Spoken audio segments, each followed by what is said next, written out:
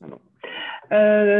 Donc pour information, je souhaite à vous dire que ce webinaire est ouvert à tous et donc vous pouvez toujours effectivement noter vos attentes dans le chat qui se trouve à votre droite.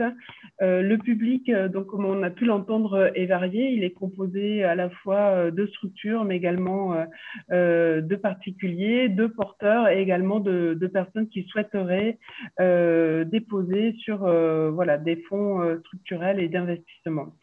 Je voulais également remercier nos intervenants, donc Maître Stéphane Arnaud, qui est avocat et expert de la Team Europe, qui prendra la parole voilà, très rapidement et qui nous donnera un peu le cadre général des politiques européennes et en matière donc de social, nous éclairera un peu sur les fondements, pardon, et également nous donnera quelques indications sur le socle européen des droits sociaux et les stratégies donc mises en œuvre pour atteindre une Europe plus juste.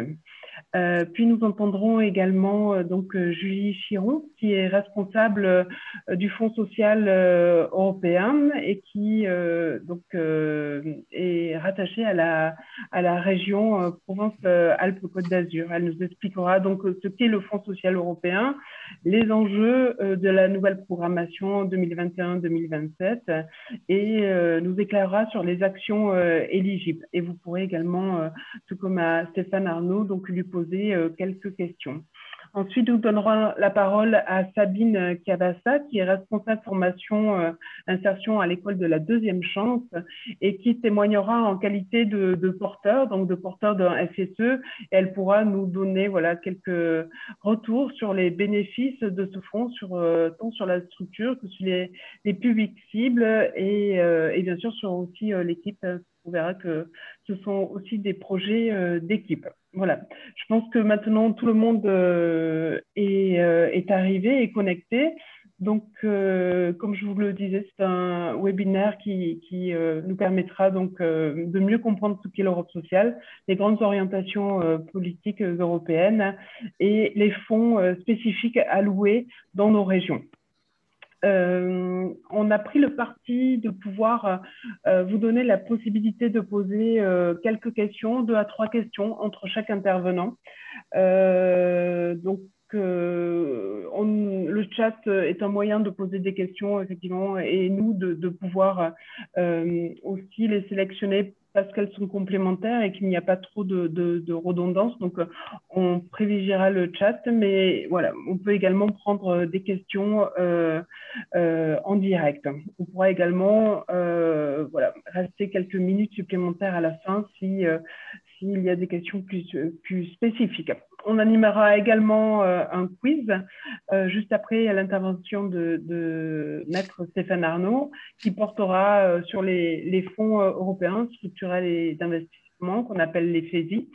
Et pour cela, nous vous demanderons d'utiliser vos téléphones portables. Donc, en fait, il faudra voilà, aller sur un lien qu'on vous mettra dans le chat et puis vous inscrire au moyen d'un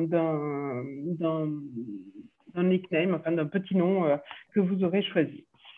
Voilà, je pense à peu près avoir tout dit concernant l'introduction de ce webinaire.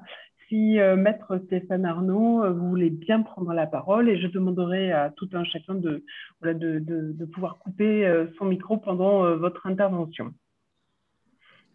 Oui, merci de me donner la parole.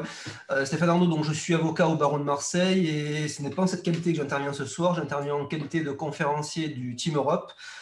Très brièvement, pour la présentation, le Team Europe, c'est un réseau de conférenciers inscrits dans les relais Europe Direct et nous intervenons gratuitement, c'est important de le rappeler, sur des questions que se posent les populations donc, européennes. Nous sommes une quarantaine de conférenciers en France et nous intervenons aussi bien auprès de professionnels, de particuliers, de la société civile de manière générale, que ce soit des universités, que ce soit des entreprises, que ce soit des collectivités territoriales, que ce soit des établissements scolaires. Donc, on a un public très divers et nous les informons sur les questions européennes, en l'occurrence ce soir sur l'EFESI, la politique sociale. Je vous mets dans l'onglet de discussion un lien internet qui vous permettra d'avoir plus d'informations sur le relais sur le Team Europe. Et pour en venir au sujet ce soir, donc s'agissant de la politique sociale européenne, c'est un sujet qui donc, est assez compliqué, pour ne pas dire très compliqué, puisqu'effectivement, la construction de l'Union européenne ne laisse pas, a priori, imaginer ou présager de la question d'une politique sociale, tant il est vrai que l'Union européenne, à l'origine, est un modèle d'intégration économique qui est fondé sur le libéralisme, en vue de reconstruire et de favoriser de favoriser la reconstruction d'après-guerre. Alors, il s'agissait néanmoins de créer une solidarité de fait en mutualisant le commerce des matières premières de la guerre, donc sans grande ambition politique sur ce point. Et vous connaissez cette phrase que l'Europe ne se fera pas d'un coup ni dans une construction d'ensemble, elle se fera par des réalisations concrètes, créant d'abord une solidarité de fait. Les évolutions du marché intérieur donc, ont néanmoins, même si nous sommes, semble-t-il, sur une construction strictement libérale, mercantile, les évolutions du marché ont permis d'élever des sensibilités sociales. C'est ce qui a d'ailleurs été reproché par les partisans du Brexit, qui voulaient se cantonner, se borner finalement au seul marché, puisque l'Europe a développé une sensibilité sociale avec une aspiration justement au bien-être des peuples, et notamment le traité de l'Union européenne qui, dans son préambule, rappelle la détermination à promouvoir le progrès économique et social des peuples dans l'achèvement effectivement du marché intérieur. Et aussi, ce qui permettra de faire le lien avec les FESI, avec également le renforcement donc, de la cohésion, de la protection de l'environnement et de la mise en œuvre donc, des politiques qui assurent des progrès parallèles dans l'intégration économique et dans tout autre domaine. Je rappellerai également certains points du traité de l'Union européenne, puisque c'est l'article 3 qui précise notamment que l'Union européenne, si elle établit un marché intérieur, elle œuvre également pour un développement durable fondé sur une croissance économique équilibrée sur la stabilité des prix, une économie sociale de marché, ce qui n'est pas anodin, hautement compétitive, qui tend au plein emploi, au progrès social, l'Europe ayant pour objectif de combattre l'exclusion sociale, de combattre les discriminations, de promouvoir la justice et la protection sociale, l'égalité entre les femmes et les hommes, la solidarité entre les générations, la protection des droits de l'enfant, de promouvoir la cohésion économique, sociale, territoriale, la solidarité entre les États membres. Et vous avez déjà dans le traité ce qui annonce la réalisation des programmes européens lancés donc à l'échelle des États membres à travers les différents programmes et les différents fonds qui seront abordés ultérieurement. Il en résulte finalement que la première politique sociale de l'histoire de l'Union européenne, c'est paradoxalement le marché intérieur par la libre circulation des travailleurs. Et face à l'essor de ce marché intérieur et à l'émergence d'une citoyenneté européenne, est né le besoin d'accompagner l'Europe économique d'une Europe sociale.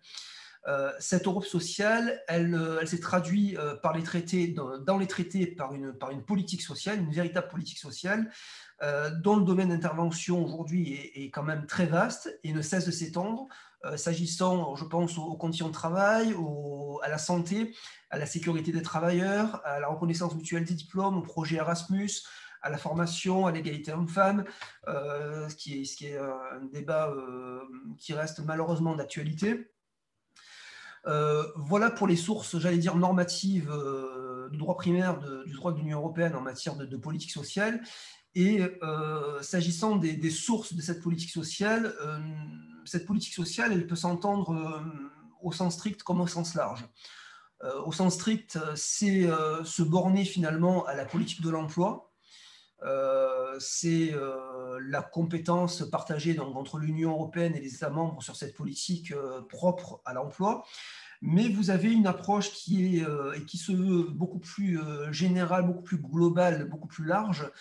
C'est la politique de cohésion, c'est la politique de l'emploi, la politique de la jeunesse, du sport, de la santé, de l'environnement, tous ces domaines étant étroitement liés. Et d'ailleurs, comme il sera développé ultérieurement avec le FSE+, Fonds social européen plus, qui est le nouveau programme de réalisation donc des fonds structurels des FESI, qui permet d'englober donc différents programmes, mais c'est un point qui sera abordé ultérieurement. Ces politiques sociales, elles sont soutenues par toute une, le mot est fort, mais par tout un arsenal, toute une dimension institutionnelle, une dimension symbolique et une dimension réglementaire.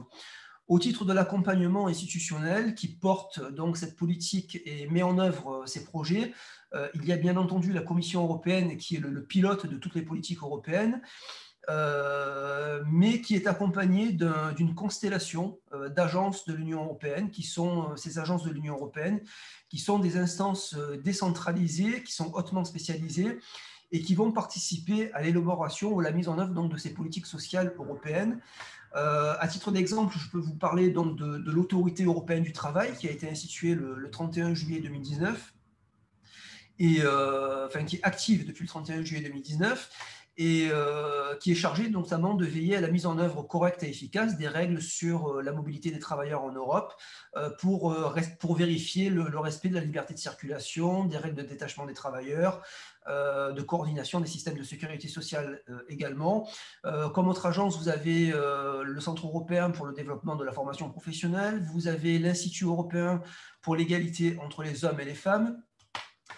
Ça, c'est pour effectivement les structures d'accompagnement au niveau décentralisé qui permet un accompagnement donc, au sein des pays de l'Union européenne. Vous avez également un levier, ou plutôt une dimension, comme je vous le disais tout à l'heure, plutôt symbolique. Je pense à la charte communautaire des droits sociaux fondamentaux des travailleurs du 9 décembre 1989. Donc cette charte communautaire des droits sociaux fondamentaux n'est pas juridiquement contraignante, c'est la raison pour laquelle je vous parle d'outils à valeur symbolique, mais à forte valeur symbolique, mais qui constitue néanmoins un outil d'interprétation qui n'est pas négligeable et qui se veut le reflet finalement des traditions sociales communes des États membres.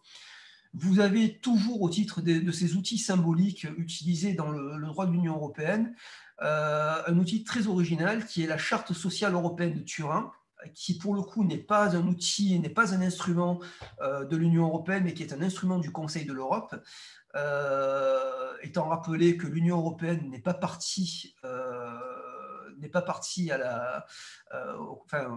au Conseil de l'Europe, mais que cet acte, en tout cas cette charte sociale, excusez-moi, est intégrée dans l'acte unique européen donc de 1986. Et raison pour laquelle, d'ailleurs, la Cour de justice, si vous vous intéressez un petit peu à la jurisprudence en matière sociale, se réfère pour interpréter les textes en droit européen. Vous avez enfin, après la présentation donc, de la dimension institutionnelle centralisée avec la Commission européenne, décentralisée avec les agences, après vous avoir présenté très brièvement les outils, ou plutôt les instruments symboliques dont il vient d'être fait état, vous avez également les outils qui, en revanche, ont une portée juridique, qui sont des outils normatifs, et c'est notamment la Charte des droits fondamentaux qui consacre donc de nombreux droits sociaux qui sont en partie irrévocables dans le cadre d'application du droit de l'Union européenne. Vous avez notamment dans le titre 4 du traité qui s'intitule Solidarité, donc le titre sur la solidarité dans l'Union européenne. Qui est relatif aux questions donc, aux prestations de sécurité sociale, aux droits d'action et de négociation collective. Vous avez un autre titre 3 qui est relatif à l'égalité, qui porte également donc, sur l'intégration des personnes âgées et handicapées, sur les droits de l'enfant. Ça, c'est au titre du droit primaire, mais vous avez également ce qu'on appelle le droit dérivé, c'est-à-dire des textes vous avez certainement entendu parler des directives et des règlements, qui bénéficient donc de la primauté et de l'effet direct dans tous les États membres. Je pense notamment dans les textes récents à la directive 2019 sur l'équilibre entre la vie professionnelle et la vie privée des parents et des aidants. Mais vous avez également, outre ces outils, des instruments d'impulsion des politiques publiques. Et je ne peux pas passer à côté d'un instrument d'impulsion qui est quand même connu, qui est le socle européen des droits sociaux. Alors ce socle européen des droits sociaux, il est né le 17 novembre 2017 et à l'occasion donc, du sommet de Göteborg, avec l'ambition de relancer la politique sociale qui a pu rester un certain temps en sommeil. Alors, ce n'est pas un document qui est juridiquement contraignant, il ne constitue pas une base juridique, mais il est important en ce qu'il définit des lignes directrices et donc en posant un socle d'impulsion qui détermine des priorités politiques des États membres, ainsi que de l'Union européenne d'ailleurs, en matière sociale. Il existe 20 principes dans ce socle qui sont organisés autour de 3 axes, qui sont autant de priorités pour l'adoption de nouvelles réglementations.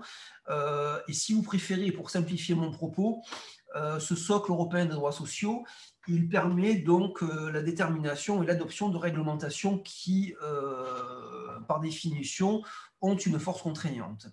Au titre donc de ce socle européen, vous avez un plan d'action pour le socle européen des droits sociaux en date du 4 mars 2021, qui est tout récent, et qui est dans le prolongement donc, du socle dont je viens de vous parler. La commission von der Leyen a notamment actualisé le document d'origine en définissant une feuille de route, si vous préférez, avec 3 grands objectifs à atteindre d'ici l'horizon 2030, et plus particulièrement en envisageant qu'au moins 78% des personnes âgées de 20 à 64 ans devraient avoir un emploi, de prévoir également que 60% des adultes au moins devraient participer à des activités de formation chaque année, et enfin que le nombre de personnes menacées de pauvreté ou d'exclusion sociale devrait diminuer d'au moins 15 millions. Un calendrier programmatique a été adopté pour ces actions, ces propositions qui sont envisagées par la Commission et pour permettre effectivement de réaliser ces objectifs.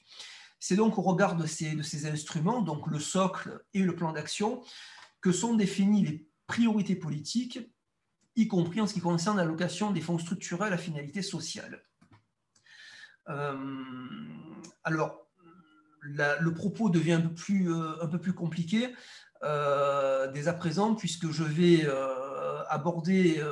peut-être déborder sur les interventions de mes collègues, mais je me vois dans l'obligation d'aborder néanmoins la question du FSE et du FSE+. Avant d'aborder ces questions-là, il faut savoir donc ce que sont les fonds structurels. Les fonds structurels, ce sont, avant de parler donc, de leur application en matière sociale, les fonds structurels, c'est le bras armé d'une politique publique. Je vous parlais à l'instant du socle social, d'un plan d'action. Effectivement, il va être réalisé au moyen d'une réglementation, mais aussi de moyens financiers. Quand je parle de bras armés d'une politique publique, il s'agit finalement de l'application du principe de subsidiarité.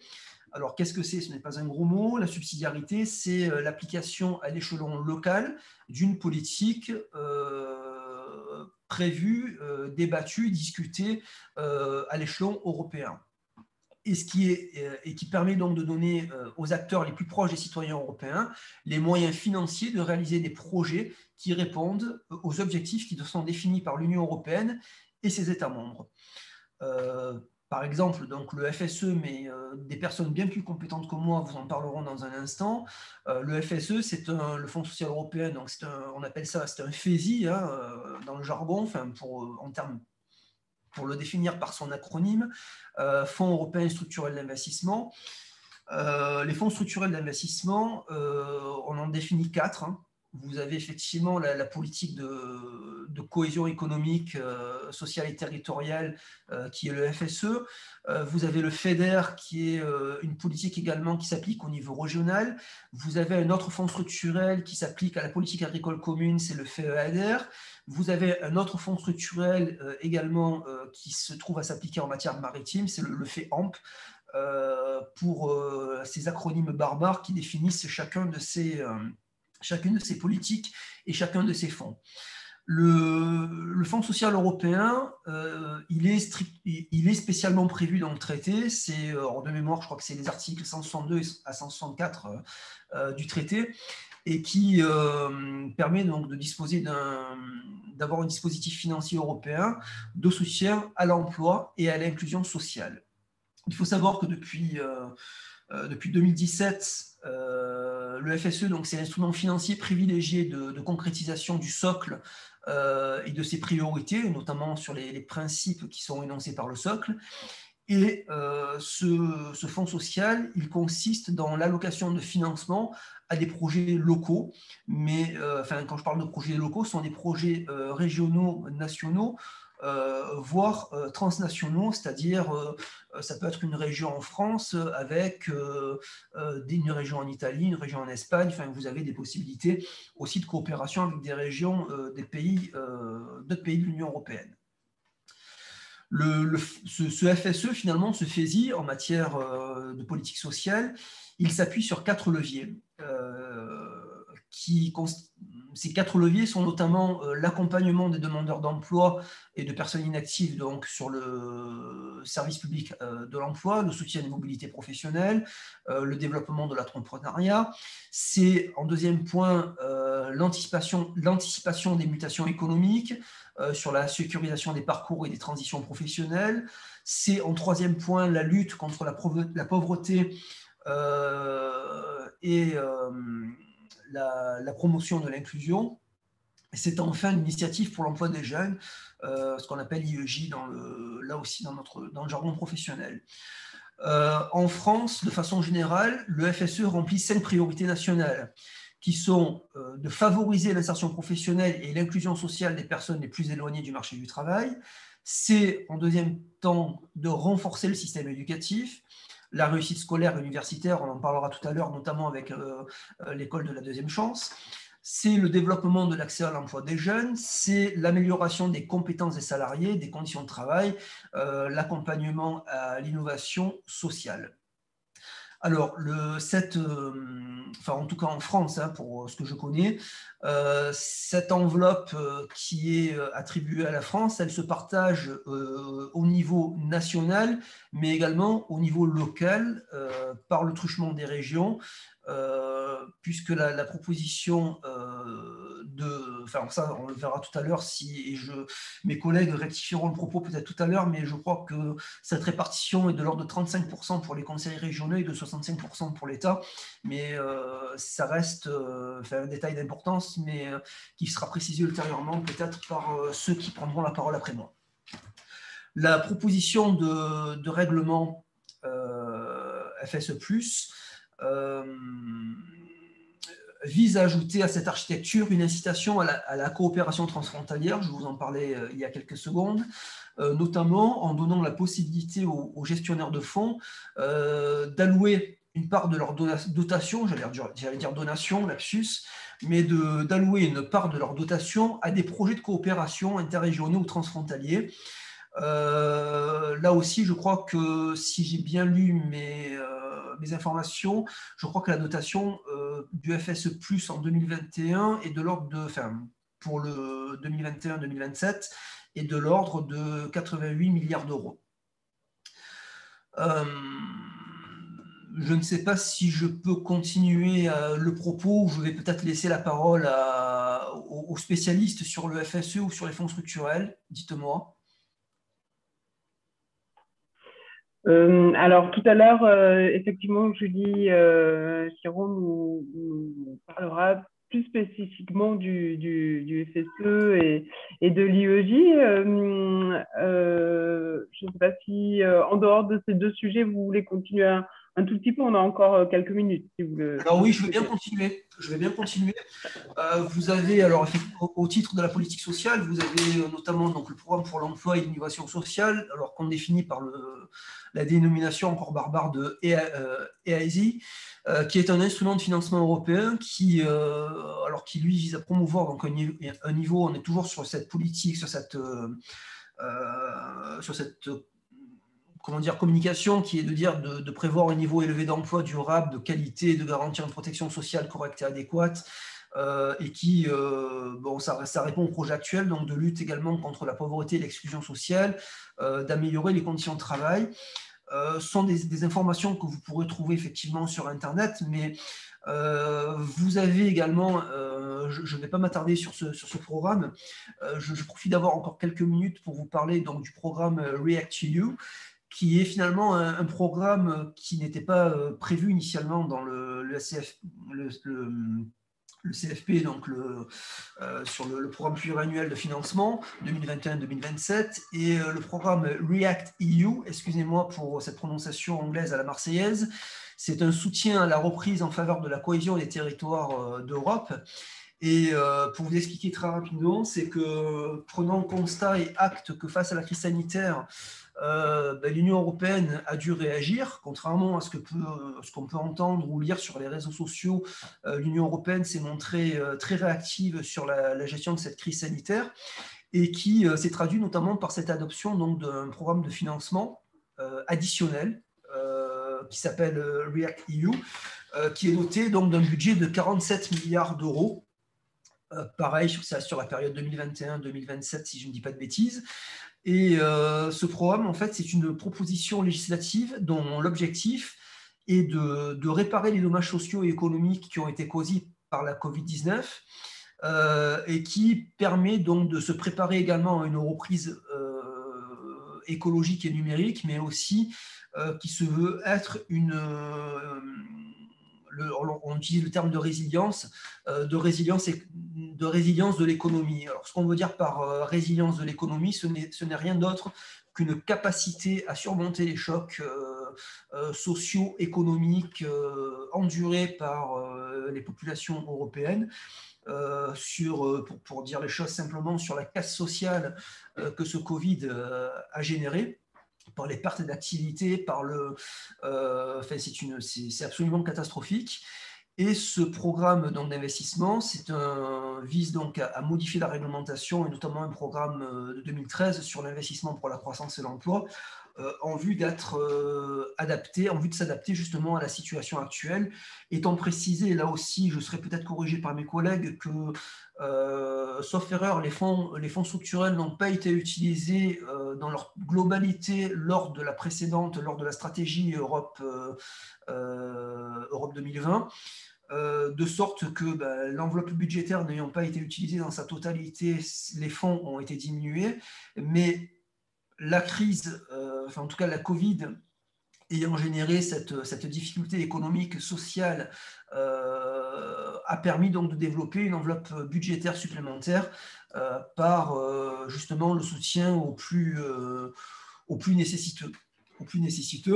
Et donc cette mobilisation d'un montant, d'une enveloppe de 47 milliards pour la période, alors c'est pour 2020-2022, excusez-moi, et elle tend à accroître donc une flexibilité dans les dépenses dans le domaine de la politique de cohésion, puisqu'on a des enveloppes qui sont déjà prédéfinies pour chacune des politiques, et qui permettront donc notamment d'être réparties entre les États membres et d'être allouées dans le cadre des FESI, des Fonds européens structurels d'investissement, à différents porteurs de projets qui sont concernés par la réparation donc, de la crise sanitaire, avec notamment pour objectif de soutenir des mesures relatives au maintien de l'emploi, que ce soit notamment des questions donc, de régime de chômage partiel ou d'aide aux travailleurs indépendants, sur le fait de permettre ou de favoriser la création d'emplois, sur le fait de pouvoir aider les jeunes, et donc permettre l'emploi des jeunes, sur le soutien à des systèmes de santé,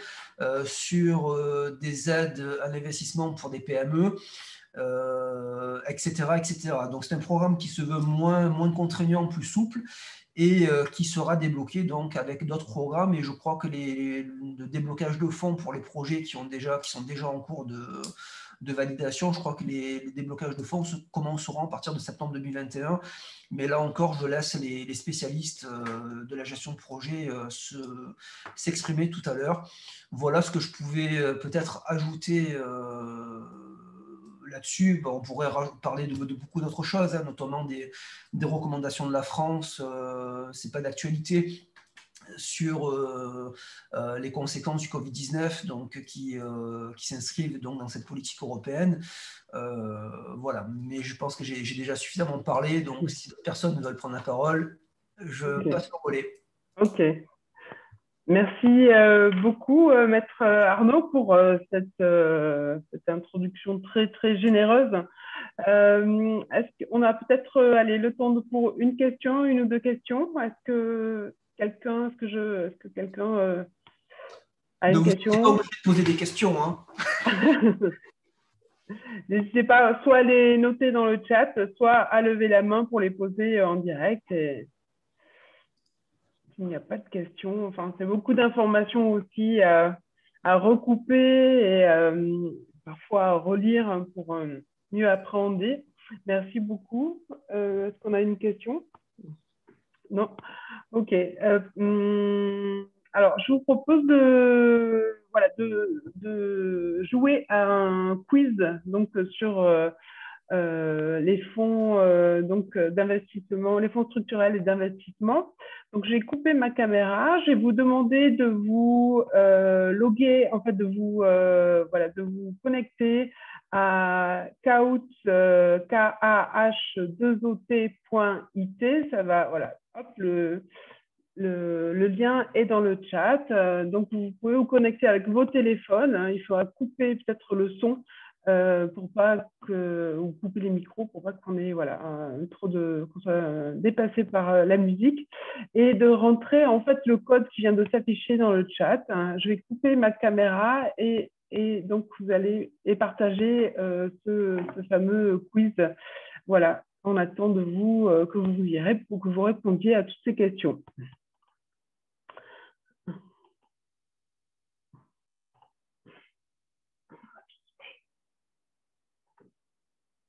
Alors, je vous informe que c'est un jeu aussi de rapidité. Est-ce que vous avez à l'écran le jeu? Ça y est, je vois des nicknames qui apparaissent. Est-ce que vous voyez à l'écran l'écran bleu avec le code? Oui? Ok, on me dit oui. On me dit oui dans l'oreillette. Ok. Allez. Ceux qui ont déjà fait des formations avec nous connaissent le principe.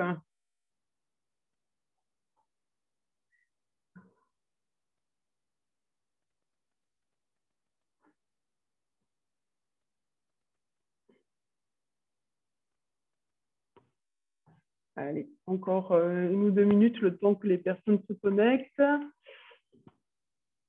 Donc, c'est un jeu de rapidité auquel vous allez devoir répondre, qui vont nous permettre de mieux comprendre aussi ces fameux fonds d'investissement, ce fameux fonds structurel et d'investissement au service en fait donc des politiques de cohésion, d'économie, de politiques économiques. Moi, j'arrive pas à rentrer sur le code, en fait. J'arrive pas à entrer le code. Ah. Je suis perdu, en fait, oui. J'arrive pas à aller sur le chat et pour pouvoir récupérer le code pour le Kahoot. Ok.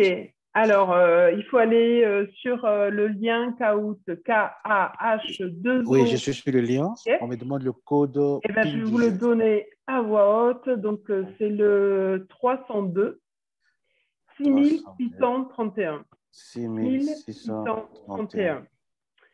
Donc, c'est, voilà.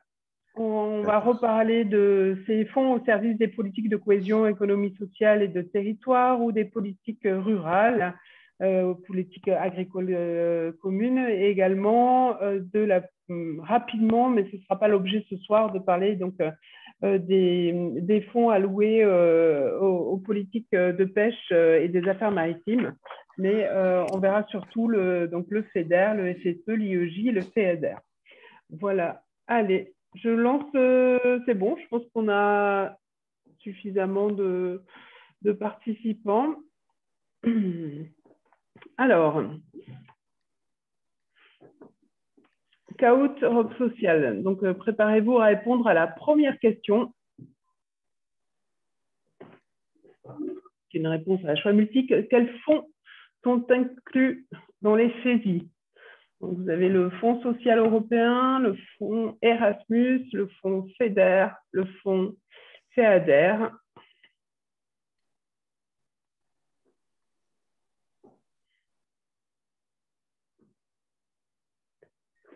Bon, ça s'affiche pas bien. OK. Du coup, effectivement, ce sont bien ces trois fonds principaux dont nous allons parler ce soir et qui sont bien s'inscrivent bien dans les fonds européens structurels et d'investissement. Le fonds Erasmus, en fait, le programme Erasmus, plus justement, est un programme différent, est un programme thématique et qui porte sur de la collaboration, en tout cas européenne, avec différents partenaires en Europe, alors que le FEADER, le Fonds social européen, peuvent avoir une visée plus directement, plus locale, même si on a vu qu'effectivement, ce sont des fonds qui peuvent également servir la coopération interrégionale. Hop. On va avoir à chaque fois donc les gagnants qui s'affrontent, donc les 4 fonds dont je vous parlais. Donc le fonds de cohésion, effectivement, la France n'y a pas accès, et donc également les fonds interrégions dont on a parlé tout à l'heure. D'accord. Ça, c'est pour le panorama. Alors, qui gère ces fonds à la région? Dans nos régions, pardon.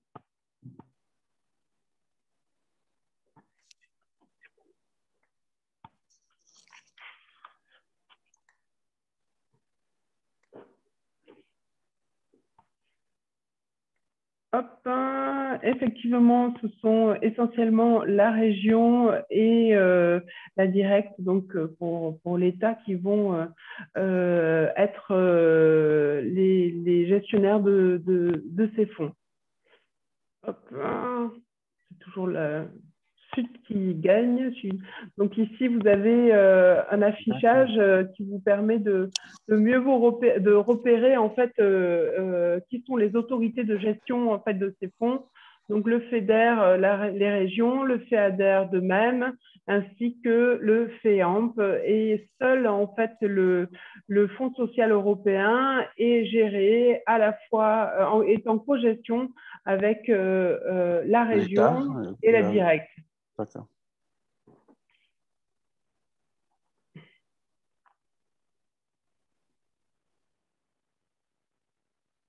Alors, on va rentrer un peu plus précisément dans les typologies de porteurs. Donc, quelle structure pourrait porter un projet dans le cadre donc, de ces fameux FESI? Une collectivité territoriale, une entreprise, une personne ou une association?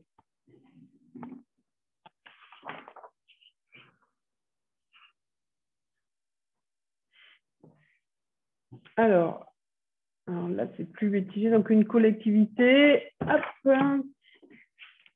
On va voir. Ah, cette question vient de cliver les participants. Donc, effectivement, en fait, j'ai perdu ma slide, pardon.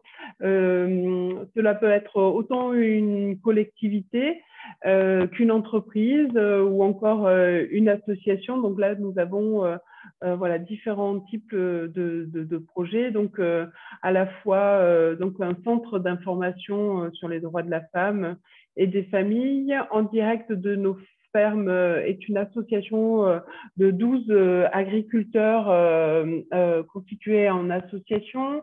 La recyclerie est un projet porté également par la métropole de Nice et également la métropole, une autre métropole, donc Aix-Marseille, qui est également porteuse. On va vous mettre dans le chat en fait le lien qui est en dessous, l'Europe près de chez nous, et qui va vous donner, qui est une sélection en fait de projets en région, tant sur le fonds FEDER, FEADER et le Fonds social européen et l'IEJ, qui vous permettront d'avoir une idée à la fois de ces typologies de porteurs, de ces typologies de projets, et qui peuvent aussi faire écho à ces politiques dont Monsieur Armand parlait tout à l'heure.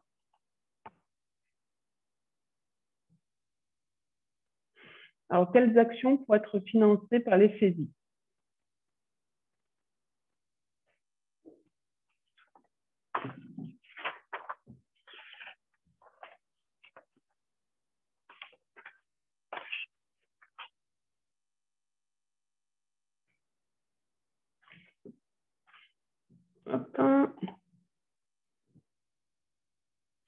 Alors, une action de formation et d'accompagnement à l'emploi, effectivement plus facile effectivement d'y reconnaître ici le Fonds social européen, un écoquartier, un garage, une recyclerie.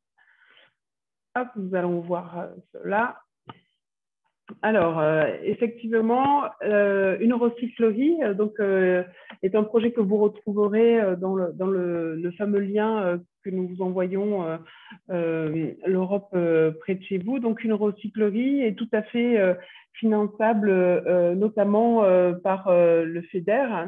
Et la recyclerie dont on vous parlait donc, est portée par la métropole de Nice. Elle a effectivement pour objectif de redynamiser tout un quartier, et autour de cet espace donc de sensibilisation au tri se trouve également une boutique solidaire, un programme d'animation culturelle pour les classes et les familles, un jardin pédagogique, un espace de réinsertion sociale. Et donc, on voit effectivement au travers de ce projet de territoire la volonté aussi de recréer du lien social entre les habitants et de recréer une mixité, en tout cas dans ce quartier prioritaire de la ville. Donc, avec aussi marqué par un fort chômage. Donc, on voit comment, effectivement, dans ces projets peuvent s'agrémenter, s'agencer plusieurs objectifs. Et le fonds FEDER est totalement adéquat pour ce genre de projet. Un écoquartier, donc c'est un écoquartier porté là, en tout cas par le village de Vologne. Cet écoquartier s'articule autour d'une maison de la santé, d'un restaurant intergénérationnel et d'une crèche. Il comprend 2400 mètres carrés de bâtiments. Et donc là, ce fonds c'est le fonds plutôt FEADER, comme indiqué là, qui financera ce type de projet, puisque le projet est situé dans les Alpes de Haute-Provence, au sud de Sisteron, dans une région plus rurale, d'où l'utilisation du FEDER. Le garage Caillol, donc le garage Caillol est un projet assez atypique, c'est un projet, un self-garage.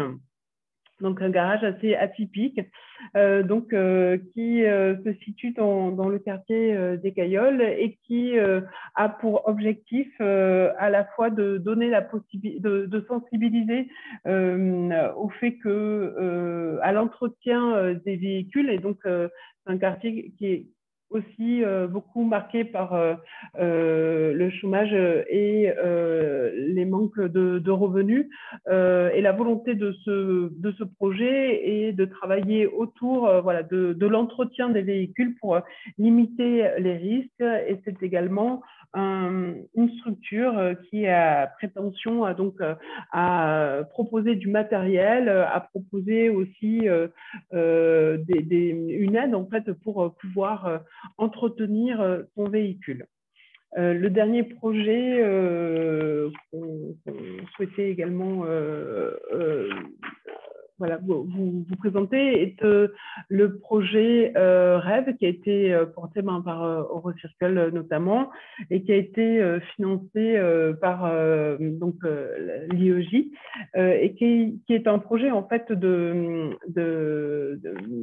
d'utiliser la mobilité comme un tremplin d'insertion professionnelle à destination de jeunes âgés de moins de 30 ans qui ne sont ni en emploi, ni en études, enfin, ni en train d'étudier, ni également en formation. Ces jeunes sont tous résidents des Bouches-du-Rhône, hein, puisque l'IEJ est vraiment n'est pas activable en fait dans tous les départements, mais effectivement dans les Bouches-du-Rhône c'est une possibilité. Donc, ces jeunes vont rentrer dans un parcours d'accompagnement, donc assuré par nos équipes, qui vont autant leur donner confiance et des habilités pour améliorer la recherche d'emploi ou les accompagner dans un projet plus spécifique.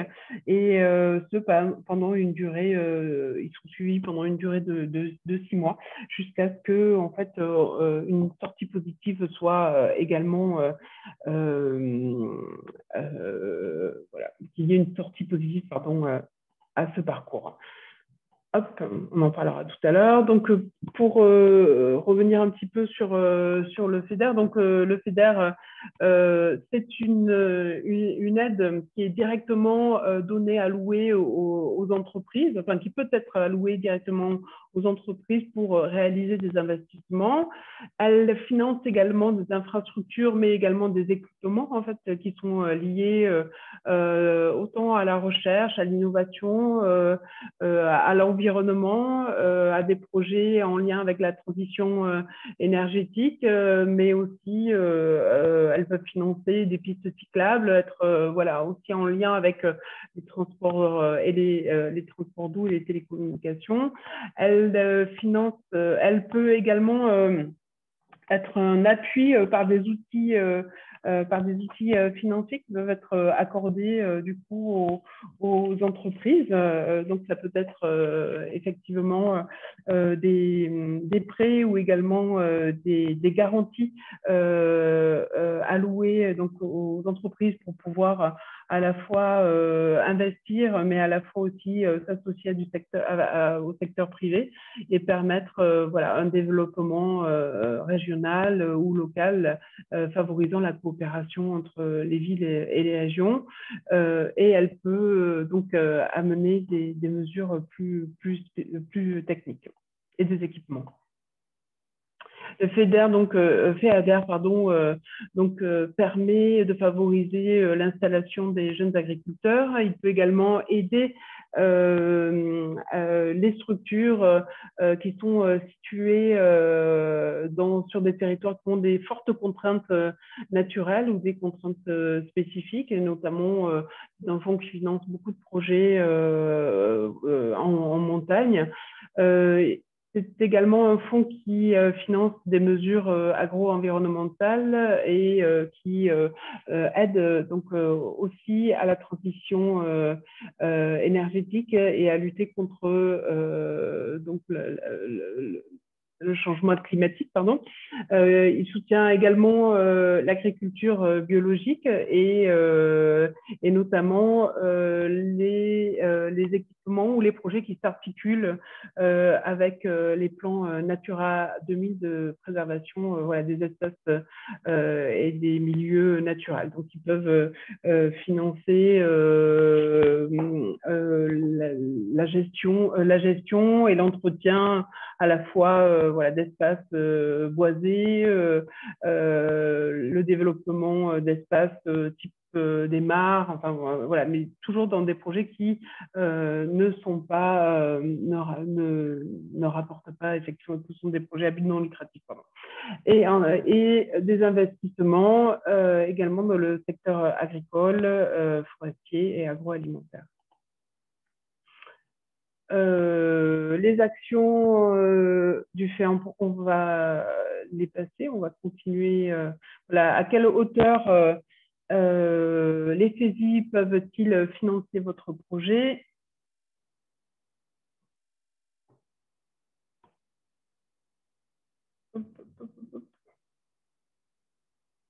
Alors...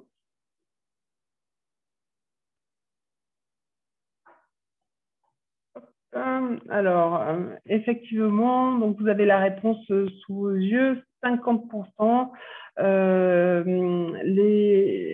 Selon, en fait, c'est selon la catégorie de vos régions. Donc, 50%, nous, pour la région PACA, et c'est en lien avec le PIB par habitant dans la région. Donc voilà, nous avons un soutien à la hauteur de 50% du projet. Et voilà, et des synergies de fonds peuvent être effectivement montées et compatibles.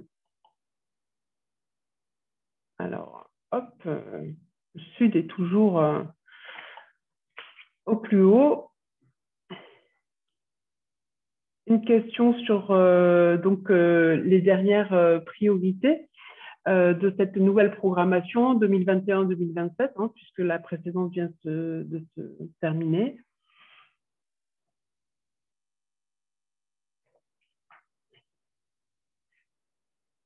Bon, je pense que les réponses sont... Allez, donc l'innovation, la numérisation, enfin la transition numérique, le soutien aux entreprises, aux petites et moyennes entreprises, l'emploi, l'éducation, l'inclusion sociale, la santé, ainsi que la lutte contre le changement climatique composent l'essentiel de cette nouvelle programmation. Voilà, donc vous avez effectivement l'Europe, donc pour une Europe plus intelligente, grâce à l'innovation, à la numérisation, à la transformation économique et au soutien des petites et moyennes entreprises, comme je vous le disais, une Europe plus verte, avec un taux d'émissions zéro de carbone qui permet également la mise en œuvre de l'accord de Paris et d'investir sur cette transition énergétique et d'améliorer la recherche et le développement des énergies renouvelables, ainsi que de favoriser la lutte contre le changement climatique. Une Europe également plus sociale qui donnera une expérience concrète en fait à ce fameux socle européen dont Maître Arnaud nous parlait tout à l'heure et qui soutiendra donc les emplois de qualité, l'éducation, la compétence, l'inclusion sociale et l'égalité d'accès aux soins et à la santé. Une Europe mieux connectée, dotée de réseaux stratégiques, de transport, mais aussi de communication numérique. Et enfin, une Europe plus proche des citoyens, qui soutiendra les stratégies de développement pilotées au niveau local et le développement urbain durable dans toute l'Union européenne. Hop, l'IEJ, peut-être qu'on verra ça tout à l'heure, ou plus précisément. Alors juste l'IEJ, j'imagine que vous avez rapidement trouvé ce que ça veut dire, Institut d'études judiciaires, hein. Initiative européenne pour la jeunesse, Institut d'études pour le journalisme. Je vais passer très vite. Hop. Effectivement, c'est l'initiative pour l'emploi des jeunes et je laisserai Madame Chiron, Julie Chiron, pardon, je cherchais votre prénom, en parler. Je vais départager le gagnant, on me dit le gagnant sur le podium. Hop. Alors, si en troisième position, IAPA est le gagnant, oh là là, c'est le Sud. Ok, je départage mon écran. Bravo, merci pour voilà, cette participation. J'espère que ça vous a permis d'avoir en tout cas un panorama des fonds. Si Julie Chiron, vous voulez prendre la parole, est-ce que vous voulez que je partage l'écran? Oui, je veux bien. Oui, je vous entends très bien. Donc, je vais juste ouvrir votre PowerPoint qui, je pense, est là. Je l'ai au besoin, donc je peux facilement prendre la main. C'est bon, ça y est. Je vais juste repartager. Hop. Voilà. Donc, Bonjour à tous. Donc, je suis Julie Chiron, je suis chef du service FSE pour la région Sud auprès de la Direction des Affaires européennes. Mon rôle est de suivre les dossiers et les projets du territoire régional à partir du moment où il y a un projet qui émerge, c'est-à-dire dès son accompagnement jusqu'à la clôture et en amont, sa programmation et son paiement. Voilà. Donc, n'hésitez pas si vous avez des questions. On m'a sollicité pour intervenir sur l'Europe sociale. C'est un très vaste sujet. Monsieur Arnaud l'a très bien dit. Le FSE n'est que un des bras armés de la Commission européenne pour mener à bien son objectif d'Europe sociale. Donc, je me concentrerai que sur le FSE, parce que c'est mathématique. Mais voilà, si vous avez la moindre question, je peux bien entendu aller plus loin. Mon objectif, c'est de vous présenter ce qu'est le FSE en plus de ce qu'on a déjà dit, ce qu'on a produit sur 2014-2020 et nos perspectives sur 2021-2027. Puisque pour ceux qui ne le savent pas, la Commission européenne, l'Europe, fonctionne sur des programmes sur 7 ans. 7 ans où on a un programme opérationnel qui nous définit nos objectifs et que l'on développe en fonction de notre stratégie, de notre contexte local. Là, actuellement, ça fait 2 ans qu'on travaille sur la programmation 2021-2027 et vous vous doutez que quand on a commencé à travailler sur la programmation 2021-2027, on ne s'attendait pas à avoir le Covid qui, du coup, a rabattu toutes les cartes sur justement les besoins en matière sociale sur notre territoire, mais sur la totalité de l'Union européenne. Voilà. On peut passer à la slide suivante. Donc, comme on le disait tout à l'heure, le FSE rentre dans le cadre de la stratégie Europe 2020 qui vise à une croissance intelligente, durable, inclusive. Donc, l'objectif, c'est de créer des emplois plus nombreux, de meilleure qualité et d'intégrer toutes les personnes les plus éloignées dans l'emploi pour avoir une société inclusive. Le FSE, c'est le principal instrument de l'Union européenne pour répondre à ça. Il faut savoir que c'est également le plus vieux des fonds européens qui existent puisqu'il a été créé avec le traité de Rome en 1957. Donc bien avant le FEDER, le FEADER, le FEAMP ou autres bras armés de l'Union européenne. C'est un budget assez conséquent puisque ça représente 10% du budget de l'Union européenne. Et en France, sur la période 2014-2020, la France était dotée d'une enveloppe de 6,5 milliards d'euros. Et en région, c'était réparti, donc, comme on le disait tout à l'heure, entre plusieurs interlocuteurs. Donc l'État qui avait 151 millions d'euros, le Conseil régional 141 et l'IEJ, donc l'Initiative pour l'emploi des jeunes, qui était destinée qu'à certains territoires, notamment les Bouches-du-Rhône et le Var, pour 17,5 millions d'euros. On peut passer à la slide suivante. Donc, j'ai essayé de faire simple, juste celle d'avant, s'il vous plaît. Celle-là? Non, celle d'avant. Hop, pardon. Celle-là? Oui, celle-là. Pardon. Alors, j'ai essayé de faire simple. Souvent, on nous dit que le FSE, c'est un peu compliqué en France, puisque, en effet, nous avons une gestion partagée entre l'État et les régions. Ce qu'il faut savoir, M. Arnaud avait raison, sur 2014-2020, nous avions 65% des crédits qui étaient gérés par l'État, dans les territoires par les directs, et 35% par les régions. Pourquoi? Parce qu'au final, l'emploi, la formation, se sont répartis historiquement entre l'État et les régions, mais pas au niveau européen, au niveau des compétences. Des compétences de l'État. L'État est compétente en matière d'emploi sur notre territoire. Et les régions, elles, sont compétentes en matière d'orientation, de formation et d'accompagnement des publics. Voilà. Donc, ça a été scindé de cette manière. On retrouve côté État donc l'accompagnement des demandeurs d'emploi, le soutien à l'entrepreneuriat, l'adaptation au changement et la formation des travailleurs et des entreprises, et l'inclusion active et la lutte contre la pauvreté, notamment en passant par les départements qui, sur 2014-2020, étaient ce qu'on appelle des organismes intermédiaires.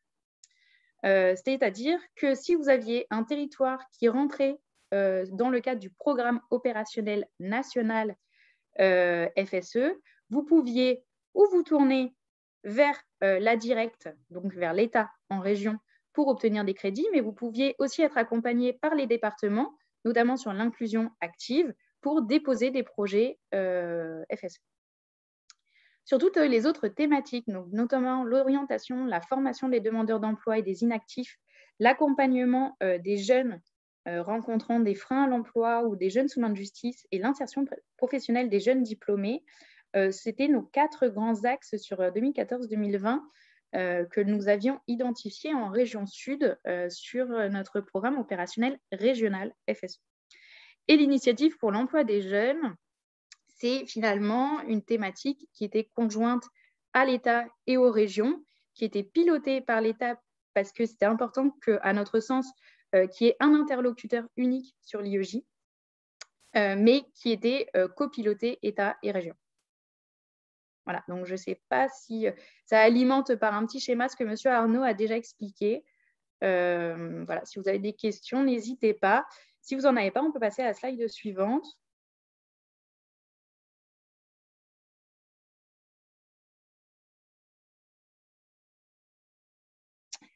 Donc, on l'a vu tout à l'heure dans le quiz qui était très bien fait, les bénéficiaires du FSE, ce sont des structures publiques ou privées. Une personne ne peut pas demander des crédits européens directement et en bénéficier. J'ai déjà eu le cas de personnes qui souhaitent suivre une formation et qui me demandent de créer des crédits FSE. Ce n'est pas possible, ça ne marche pas comme ça. Le FSE ne peut transiter, ne peut bénéficier qu'à des structures privées ou publiques qui, elles, vont accompagner des personnes spécifiques. Donc, c'est un point déjà important pour les personnes qui ne le savaient pas.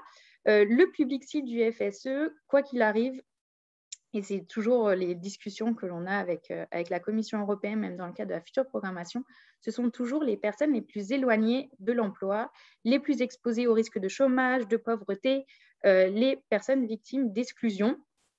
Voilà, c'est l'objectif, comme on le disait tout à l'heure, c'est d'avoir une Europe inclusive de tous les publics. On peut passer à la slide suivante. Donc, ce qu'on a pu réaliser sur 2014-2020 au titre des de 4 thématiques.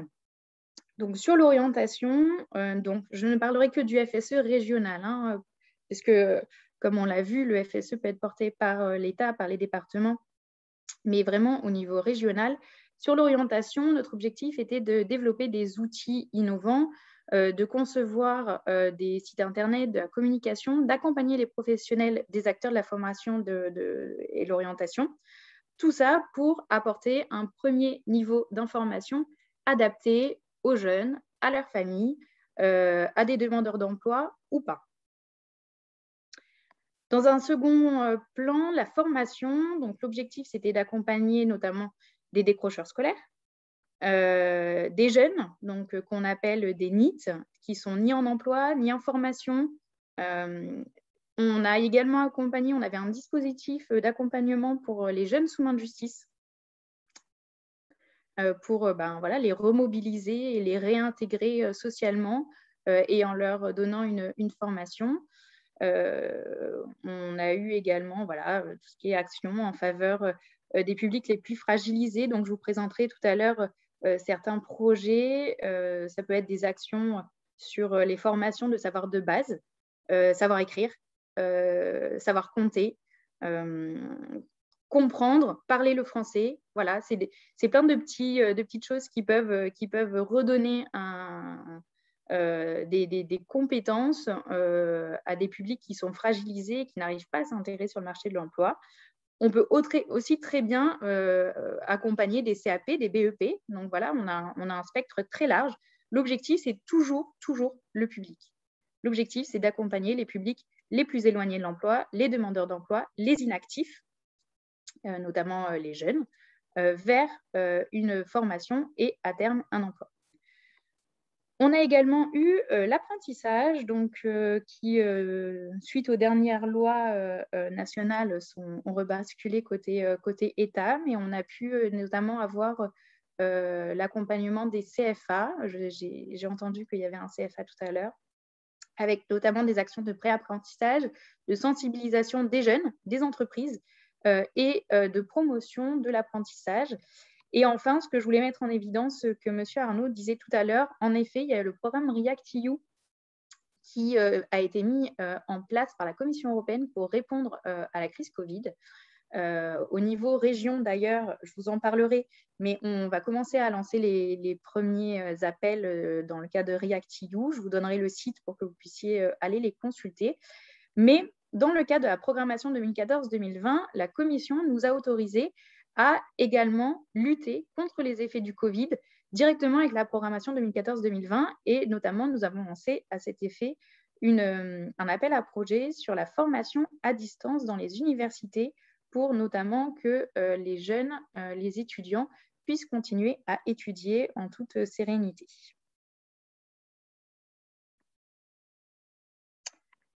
En région sud, au total, sur le 2014-2020, on a accompagné 79 projets. On a programmé quasiment la totalité de notre maquette, soit 104%. Et on a accompagné à mi-parcours. On est en train de faire les conclusions, parce qu'il faut savoir que le programme de 2014-2020 se finit qu'en 2023 pour nous. Mais du coup, nous sommes en phase de conclusion de notre programmation. Mais à mi-parcours, on avait déjà accompagné un peu moins de 20 000 participants dans nos actions de formation et d'orientation. Au niveau national, vous retrouverez aussi toutes les informations que je diffuse sur les sites que je vous transmettrai. Mais voilà, on a eu une belle maquette. En effet, il reste un peu de crédit. On a près de 22 000 opérations qui ont été soutenues et un peu moins de 4 millions de participants. Donc, c'est de belles réalisations. Quelques projets qu'on a pu accompagner, mais je laisserai l'école de la deuxième chance l'évoquer tout à l'heure. Mais voilà, les quelques concrétisations, donc notamment voilà, les femmes en situation de handicap avec l'emploi. Donc, c'est des campagnes d'égalité femmes-hommes, mais aussi de lutte contre les discriminations. On a pu avoir tout ce qui était orientation avec des forums organisés. Le projet EGAMIX, qui notamment intervient pour l'égalité entre les femmes et les hommes et la lutte contre les violences faites aux femmes. Et bien sûr, le dossier que je laisserai développer son action tout à l'heure. Alors, j'ai peut-être la slide suivante. Voilà, c'est le projet EGAMIX, où je peux rentrer dans le détail. J'ai également des vidéos, un vidéo de... Donc là, vous allez me dire si on a le temps de le...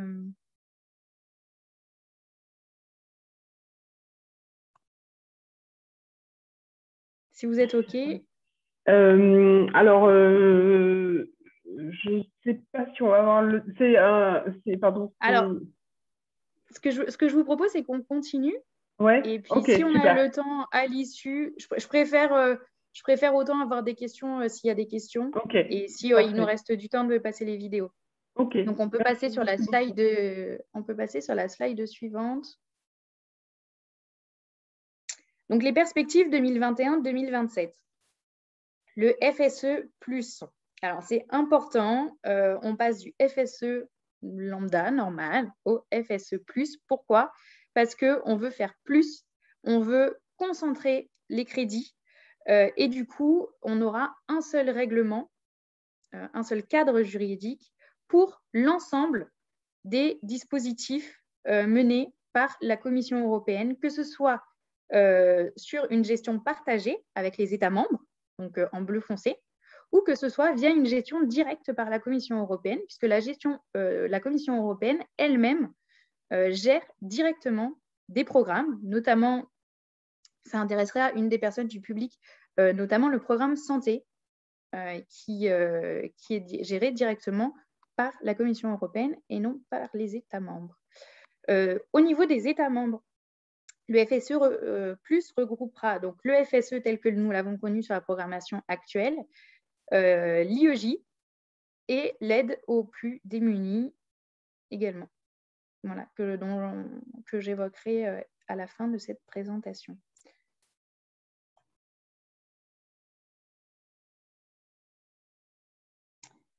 Le règlement FSE+, on a 11 OS, 11 objectifs spécifiques qui ont été définis dans le projet de règlement qu'on peut résumer en 3 axes.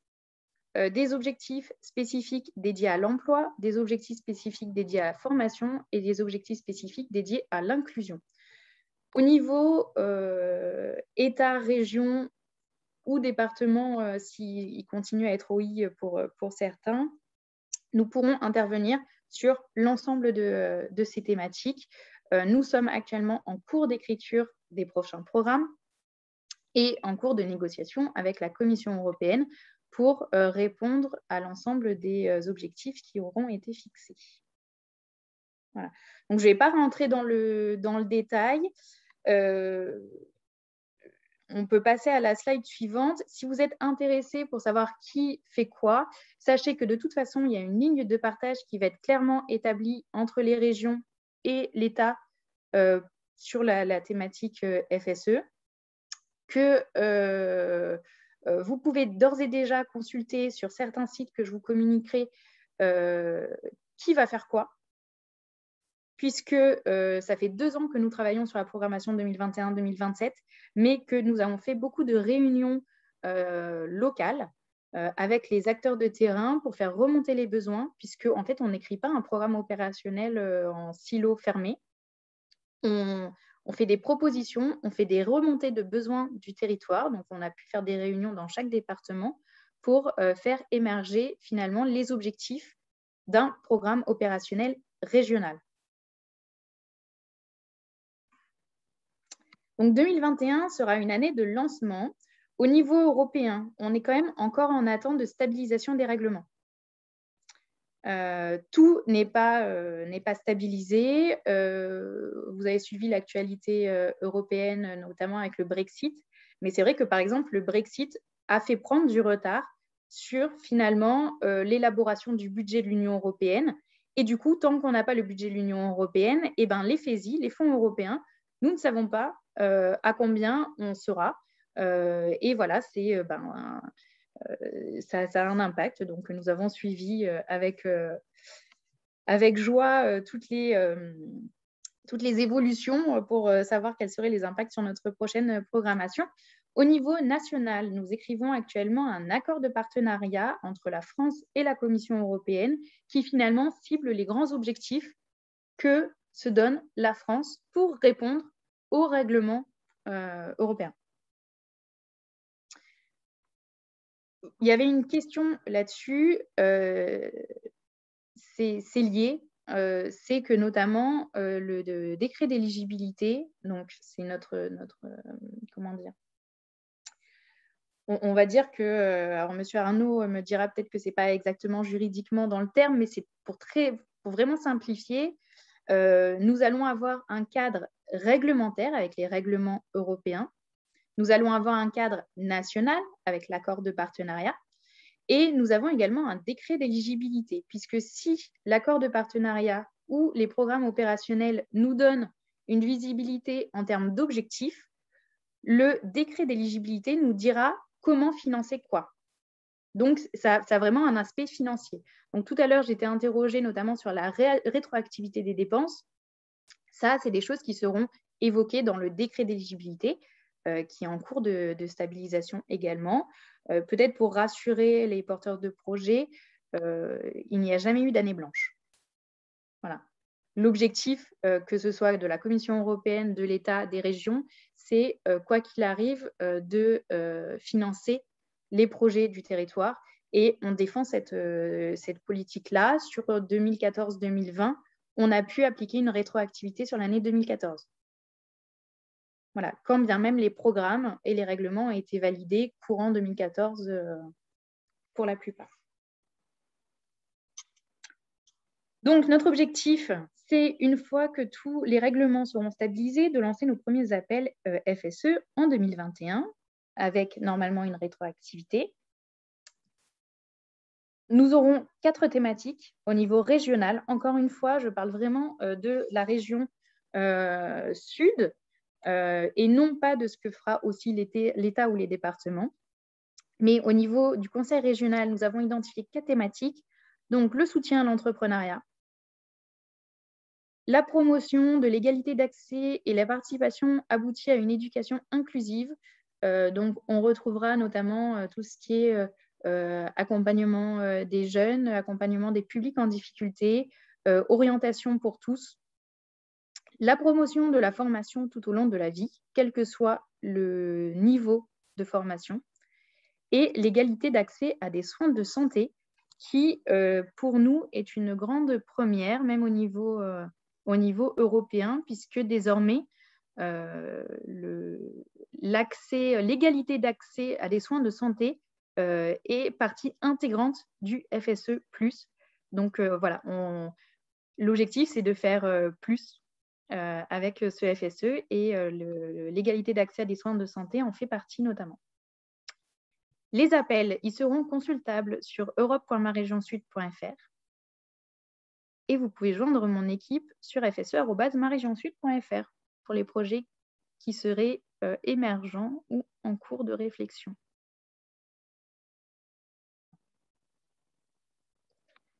Qu'est-ce qu'on pourra faire concrètement? Qu'est-ce qui est en cours de négociation actuellement? Donc, sur l'entrepreneuriat, il y aura tout ce qui est aide, appui au montage, de création d'entreprise.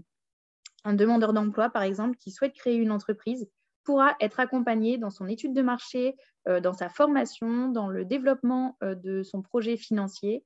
Il pourra avoir des actions de conseil. On ira également sur le post-création d'entreprise pour accompagner le jeune entrepreneur et ne pas qu'il se retrouve dans une nouvelle situation de chômage, par exemple. L'égalité et la participation à une éducation inclusive, donc on pense notamment aux écoles de la deuxième chance, tout ce qui est insertion des jeunes via l'apprentissage, sachant que des actions seront déjà faites sur le programme opérationnel national, PON, et l'orientation avec l'information sur les métiers auprès des jeunes et de leurs familles notamment. La formation, comme je le disais, c'est très vaste. Ça va vraiment de la personne qui doit savoir qui doit comprendre les savoirs de base jusqu'à des formations supérieures. Et l'égalité d'accès à des soins de santé. Donc, on pense notamment à la lutte contre les déserts médicaux, puisqu'on a pu le voir notamment avec la crise Covid, mais il y a certains territoires, et même à Marseille, où tous n'ont pas la même égalité d'accès à des soins de santé. Donc, l'objectif sera de lutter contre ces déserts médicaux et d'accompagner les publics les plus vulnérables dans ces lieux.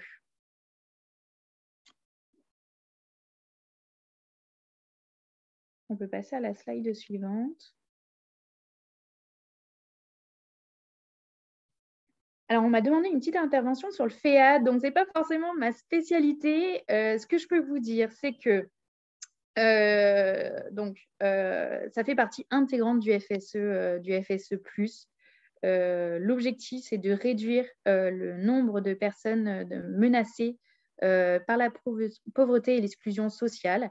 En France, il y a vraiment là, je l'ai mis en termes de budget, on était à 583 en 2014-2020, on passe à 869 millions d'euros. Donc, il y a une belle augmentation de l'enveloppe destinée au FEAD. Ça montre encore une fois la volonté de l'Europe d'accompagner les personnes les plus fragiles. Pour autant, ce sera un programme opérationnel unique. C'est pour ça que je ne suis pas forcément la plus connaisseuse sur ce FEAD, mais je vous ai mis le site sur lequel vous pouvez récupérer des informations. Dans les objectifs spécifiques que je vous ai présentés précédemment, en fait, le FEAD répond à l'objectif spécifique 11, qui est de lutter contre la privation matérielle en apportant une aide alimentaire et ou une assistance matérielle aux personnes les plus démunies. Sur 2014-2020, au final, c'était 4 associations qui étaient habilitées à recevoir du FEAD. Donc, on les connaît tous, les Restos du Cœur, la Croix-Rouge, Secours Populaire et la Fédération française des banques alimentaires. Donc, actuellement, je sais que le programme opérationnel est en cours d'écriture. Je pense qu'il se base sur, vu qu'on dépend du même règlement FSE+, sur à peu près le même calendrier que nous. Les premiers appels devraient, je suppose, être publiés en même temps que nous. Oui, lapsus est sympathique.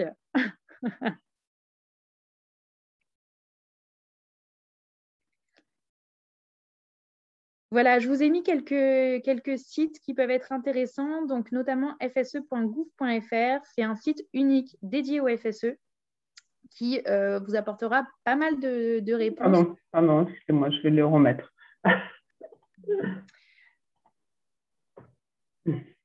Donc voilà, c'est un site sur le FSE en France.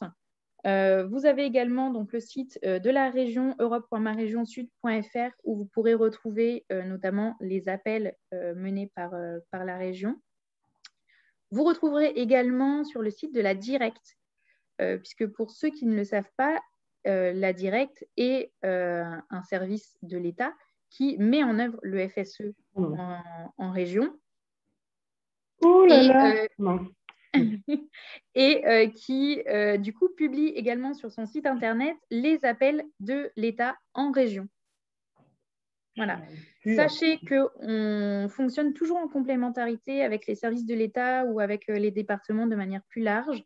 L'objectif, c'est vraiment d'accompagner un porteur de projet. Donc, quand on identifie qu'un porteur de projet devrait basculer côté État et qu'il a déposé en région, ou inversement, on transfère toujours les dossiers et on évoque toujours les dossiers. Excusez-moi, Julie, j'ai fermé mon PowerPoint, je suis désolée.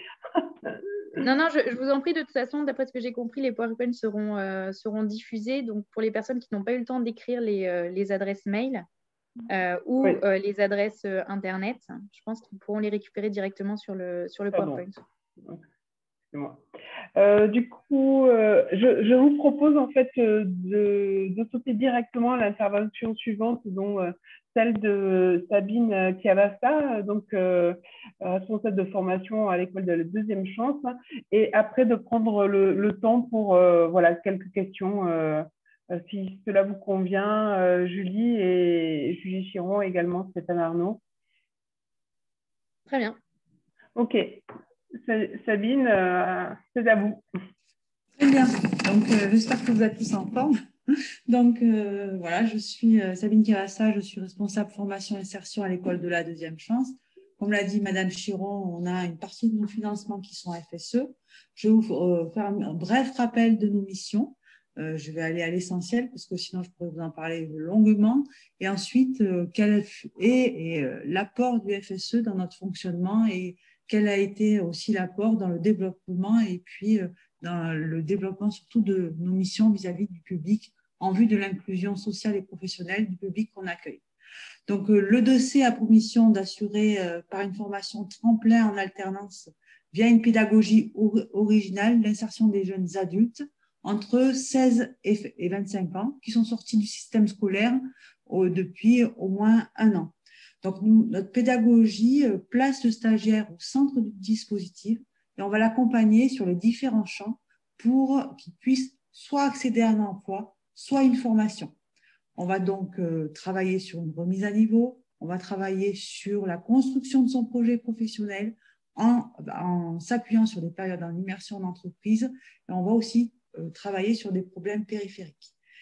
Cette pédagogie d'accompagnement au plus proche du stagiaire qui s'appuie sur un principe d'individualisation. On peut avoir des groupes avec des projets professionnels totalement différents et des niveaux totalement différents.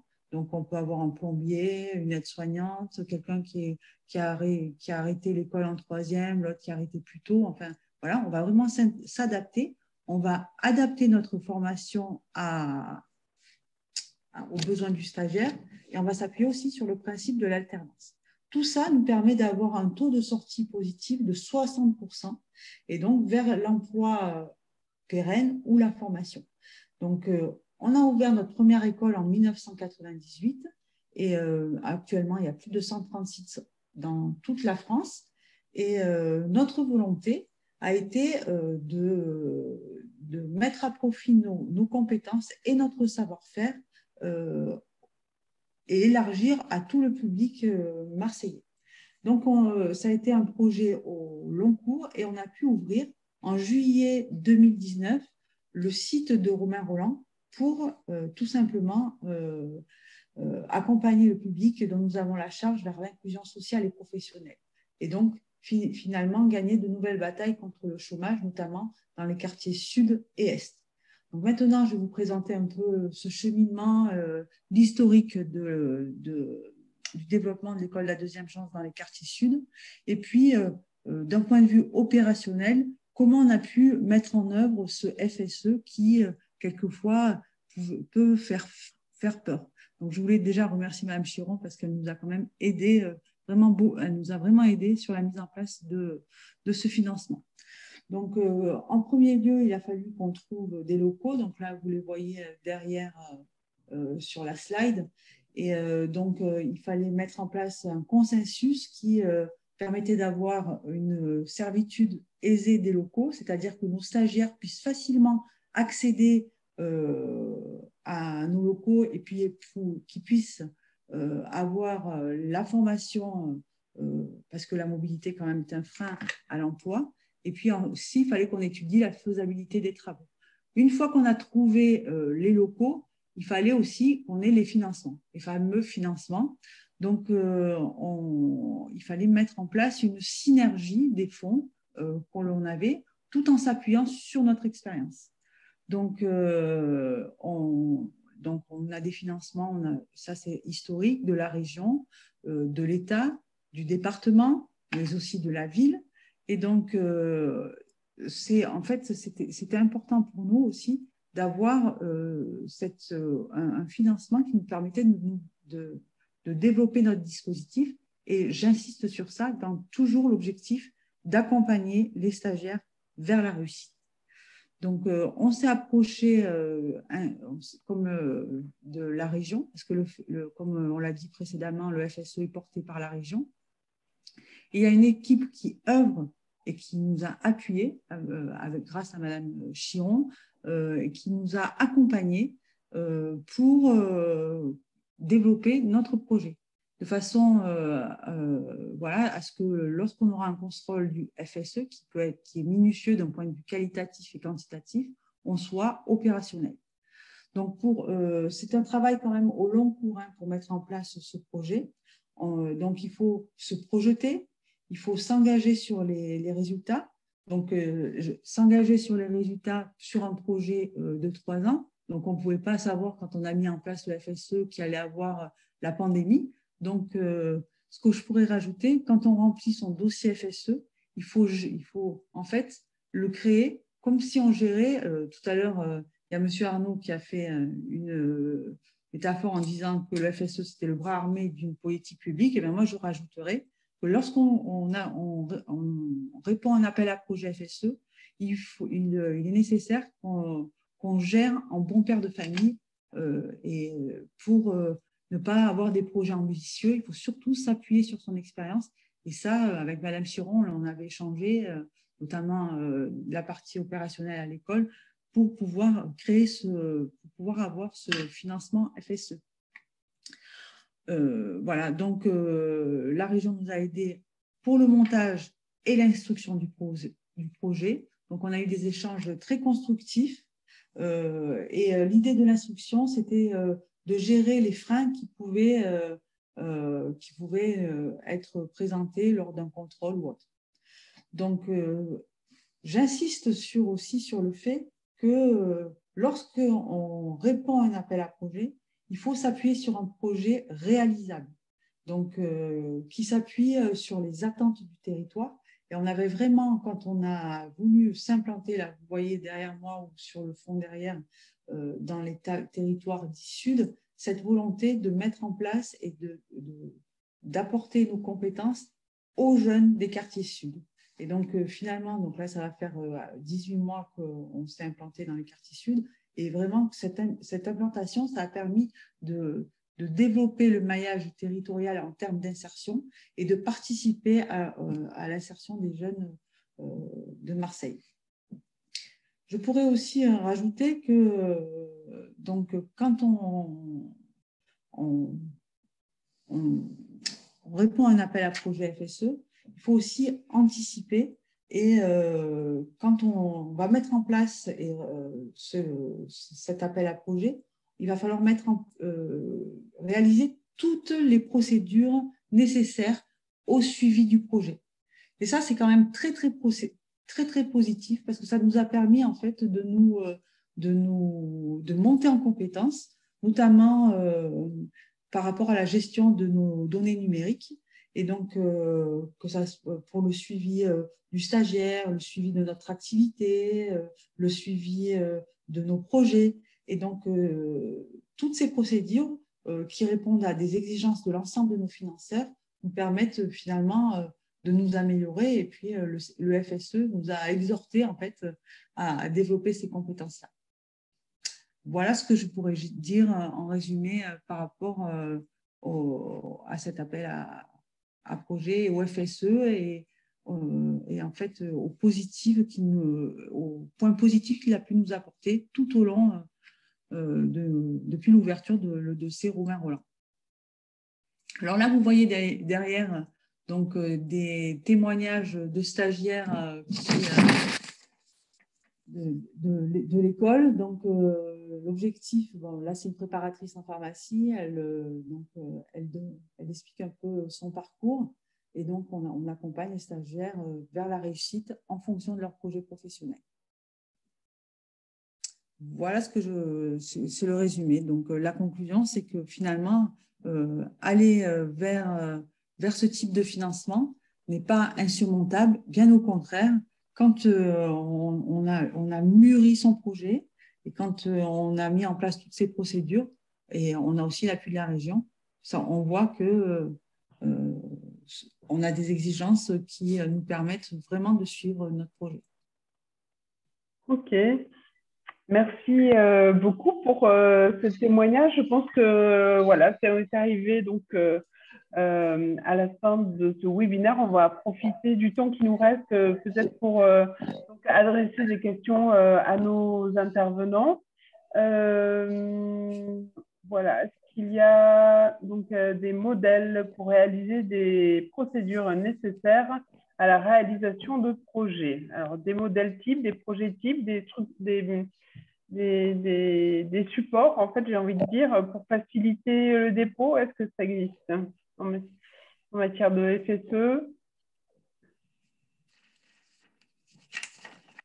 Julie, je ne sais pas si y a-t-il des projets types ou alors comment aider les porteurs? La question est assez vaste. Donc, il y a toujours un cadrage. C'est-à-dire que quand on souhaite répondre et déposer un dossier de demande FSE, il y a un modèle type d'un dossier de demande. Vous pouvez d'ailleurs en consulter dans les appels sur europe.maregionsud.fr. Vous avez les appels clôturés. Vous pouvez aller voir d'autres appels parce qu'en fait, on publie l'appel, mais on publie également le dossier de demande type et toutes les pièces qu'il faudra remplir. Voilà. Au niveau de mon service, oui, on a mis en place des procédures, des modèles types et ensuite, on peut en mettre en place spécifiquement en fonction du besoin du porteur.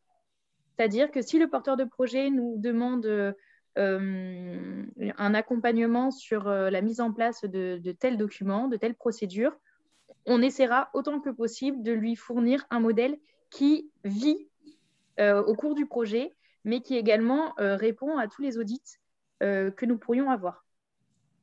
Puisque c'est ça le rôle de mon service, c'est une fois que on a programmé et conventionné avec le porteur de projet, l'objectif, c'est qu'il puisse passer tous les audits et les contrôles qui vont venir après le conventionnement. Merci. Est-ce qu'il y a une autre question à nos intervenants? Moi, moi, j'avais une petite question peut-être sur les synergies de fonds. Sabine, vous parliez effectivement de synergie de fonds. On voit des fois la complémentarité qu'il peut y avoir à la fois à gérer de l'équipement et de l'installation, et puis à la fois à travailler sur l'aspect formation des publics ou des professionnels, ou même dans le cadre d'une recyclerie. Enfin, on voit vraiment qu'il y a des passerelles entre équipement, structure et formation. Oui, alors c'est un sujet qui est très important pour nous, qui apporte une dynamique sur le territoire. On n'est pas sur les mêmes équipes, mais par contre, on est au sein d'une même institution. Donc, je disais que je travaillais à la direction des affaires européennes avec mes collègues du service FEDER, notamment, et les collègues de Sabine, notamment sur le dossier du VAR, ont bénéficié en amont du FEDER pour l'accompagnement, la construction de l'école en matière d'investissement mobilier, en cofinancement. Et ensuite, le FSE, on est venu en cofinancement des actions de formation dans ce nouveau bâtiment. Voilà, donc c'est l'école de la deuxième chance du Var a notamment bénéficié du FEDER et du FSE sur un même projet, mais à des périodes différentes, puisque avant d'accueillir les jeunes, il faut pouvoir construire le bâtiment. Donc oui, il y a des synergies possibles. C'est pour ça que j'insistais sur l'historique. Voilà, c'est un projet. Il faut que le projet soit mûri. Il faut s'appuyer sur son expérience pour pouvoir se projeter et ne pas réaliser un projet trop ambitieux. Voilà, c'est le fait de dire gérer un beau-quart de famille, c'est pas dit à la légère. Oui, et c'est très bien résumé. Je partage cette phrase. On travaille en coopération entre l'institution et le porteur de projet. Et moi, j'ai l'habitude de dire que souvent, on connaît autant la structure qu'elle-même ne se connaît, puisqu'on va aider vraiment le porteur de projet à faire émerger un projet, à l'accompagner et à le financer jusqu'au bout. Okay. D'autres questions? Non. C'est bon. Dominique, je crois que vous alliez couper votre micro. Ok. Bon. Je peux poser une question? Oui, bien sûr, oui.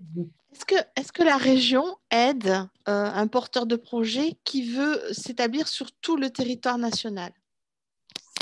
Alors, ça dépend sur l'opération. C'est-à-dire que les fonds européens au niveau régional ne peuvent aider que le projet qui va à destination de la région.